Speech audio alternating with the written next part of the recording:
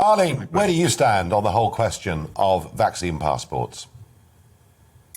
Well, there's a difference between vaccine passports and compulsory vaccination. In terms of compulsory vaccination, I think it is very concerning to hear what's happening in Austria and the totalitarianism that is being forced on their people. And I think we should be concerned. And I think Paul's absolutely right. If you'd have suggested a year ago that this might happen within the United Kingdom, you would have said stuff and nonsense. There's no way this will happen. But I think, there has been mission creep in all of this.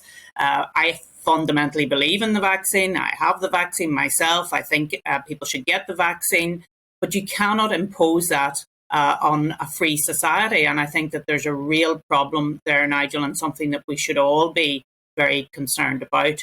In terms of what has happened in Northern Ireland, the executive has decided to impose COVID passports for hospitality, for cinemas, for theatres from the middle of December.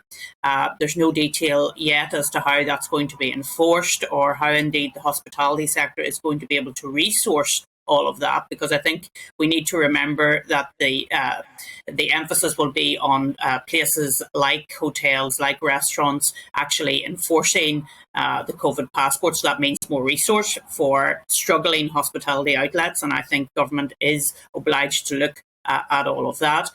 It has been in place in the Republic of Ireland, the COVID passport system, since I think July of this year. And yet their cases are very high at present. So I'm concerned about the efficacy of COVID passports. If it works, then of course we should perhaps look at it. But I'm not sure that it does work.